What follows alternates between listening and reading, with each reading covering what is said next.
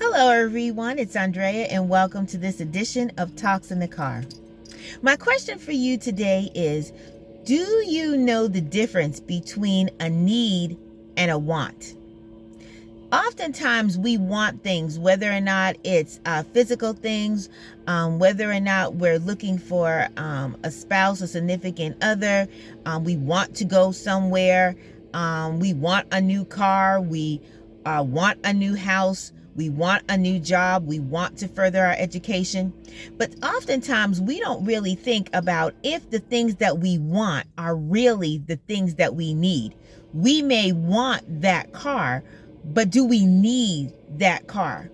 We may want that house, that particular house, but do we really need that particular house? I have a friend who bought this huge house, and at the time he was single, living by himself, but he had a home that had like a tremendous amount of space for just one person. And in talking with him later on, he said that was the house that he really wanted.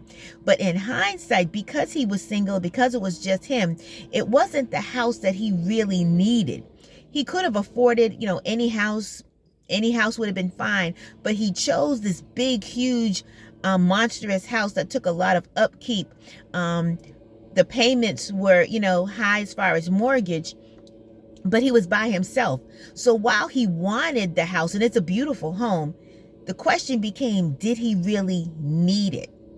And so we have to really think about and discern our needs versus our wants. And that's where God comes in. Because God, knowing the beginning from the end, God knowing what we may come up against, God knowing what we're able to handle, is better able to determine what we need versus something that we may want. We may see a particular guy, a particular woman, and we may want them, we may desire them, but is that a person that we really need in our lives? Is that job? Could be making 6 figures, but is it a job that we really need or we want? And it could be both. But that job that is giving us all those wonderful benefits, giving us all of that money and all of that financial security, also may be a job that takes us away from our families, that doesn't allow us to sleep at night, gives us a high amount of stress. It was a want because of what the package looked like, but was it a real need? Was it something that was going to, in the end, really benefit us in the correct way? And years ago, when I found out that I was pregnant, I was so excited because I really wanted a child, but I really wanted a girl. And even from the time that I was a teenager, one of my first jobs, for those of you all who are from the Massachusetts area, you'll be familiar, especially if you're around my age, with the store called Filene's. And Filene's had an upper level called Filene's, and then it had a level that was below it, with more discounted items, called Filene's Basement. Well, I worked in Filene's Basement, and I worked at the display aisle where you carried the scarves and the brooches and those kind of things. But across the way from me was where the infant items were. And so on my breaks, I would go and walk over there, and I would look through the different displays, and I would buy all these little girl dresses, and mommy's princess, daddy's little girl. I would buy bibs and socks and all this kind of things. And I had a trunk at home, and I would put them away because at some point I knew I was going to have a beautiful baby girl. And then I moved to another job as I got a little bit older, working for Marshalls. And I would do the same thing. I would go up and down the clearance items, and I would find these cute little dresses and hair bows and tights and little shoes, and I would collect all these things and put them in a trunk because at some point I wanted and I was going to have this baby girl. Well, when I found out that I was pregnant again, I was so excited. My son's father, he was so excited because he already had a son, and we both wanted a little girl. We had chosen a girl name. I mean, we were over the top excited. So some months down the line, when I went to go get my ultrasound says you're having a boy. stunned. I was absolutely stunned. Now, granted, you only get two choices. You get a boy, you get a girl. But my mind was so fixed on this girl because that is what I wanted. I wanted this baby girl. And so while I was still happy to be pregnant, I was a little bit taken back because I had never been around infant boys a lot. I have a lot of girl cousins, hadn't been around a lot of little boys at that point. And so I had no idea what to do with a little boy. I didn't know how to potty train a little boy. I mean, all these things were going through my mind about a little boy. But when I finally had that little boy, of course, my heart melted. And now I have this beautiful 14 inches long baby boy in my heart. And he grabbed my heart. He grabbed his father's heart. And now we have this beautiful baby boy. So later on down the line, as my son began to grow, I realized that there were some things that were in him that were significant. He has a very straightforward type of personality. And so there was one time I was going through some things and I was at home and I had my door closed of my bedroom and I was crying.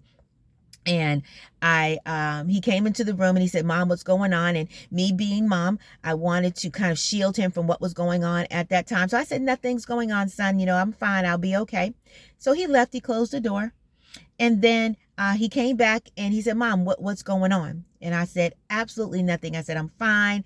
I'm going to work through this. Everything will be okay." So he comes back, you know, maybe 10 minutes later, a third time. And people who know me know that, like a little nickname, I call him the boy.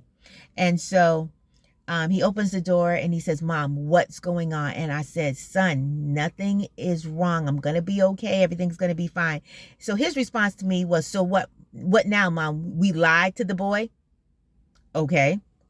So I went to explain to him what had taken place. And his response to me was directly from God. It was from God through him to me. And the words that he said to me, he said, "Mom, you have to let this go. You have done the very best that you can. You have tried. You have given more than any person should. You know how this situation is in various circumstances. You know that this is not going to change. You know this behavior is not going to change. Let it go. If this situation did not change over here, it's not going to change with you." And it was such a profound moment. Now, the details of how I'm explaining it are a little bit vague because I'm trying to be mindful of how I explain the situation, because it was very hurtful and it was a situation that now it has to be handled a little bit more delicately just because of the people that were involved. But he was just like, "Mom, you've done the best that you can. It's time to let it go." And again, it was so profound.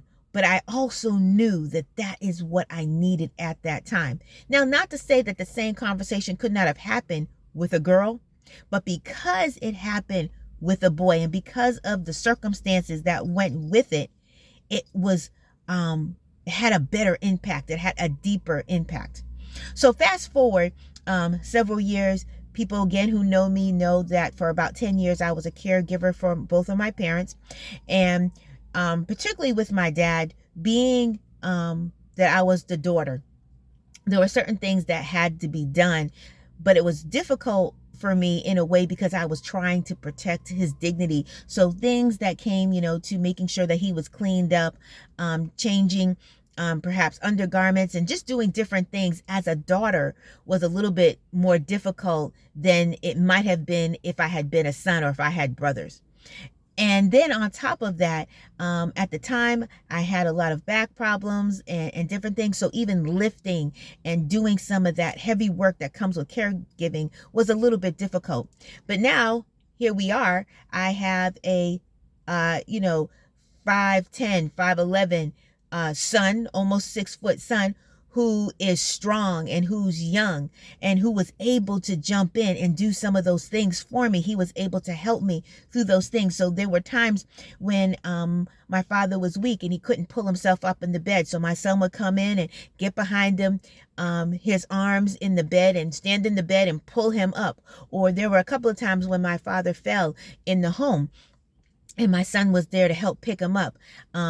Atrophy was going on with my dad, so his legs weren't as strong, and my son was able to help.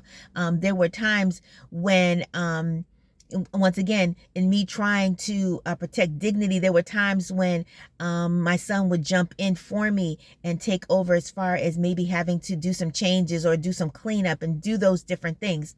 And as much as I didn't ask him to do those things a lot, he was someone that I could depend on, because he was a male, he was a boy, he could understand, he could sympathize.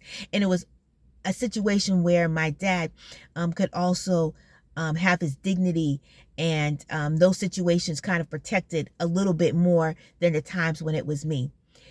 As much as a girl would have been able to help me, it was much more profound because it was a boy. God saw what I needed even way back then. Yes, I wanted the girl. Yes, wanting a girl wasn't a bad thing, but yes, God knew what I needed. So as I say that, in your prayers, in your desire for things, ask God, God, is this what I need? Is this what I want? Can they work together? Because sometimes the things that we want are the things that we need, but sometimes the things that we want are not what we need. And so we need to really process and look at, God, is this what I need? And if it's not, God, don't allow me to have it. Lord, give me what I need. You be the one to determine what I need versus what I want. And bless me, God, so that what I need, I can be satisfied with that I can be excited about that I can understand that even though I may not see the need at the time, I know that you do. Have a desire for what God needs for you. And if there's a want, have a desire for what God wants for you, because what God wants for you will always be what you need. Have a wonderful day, and we will see you next time on Talks in the Car.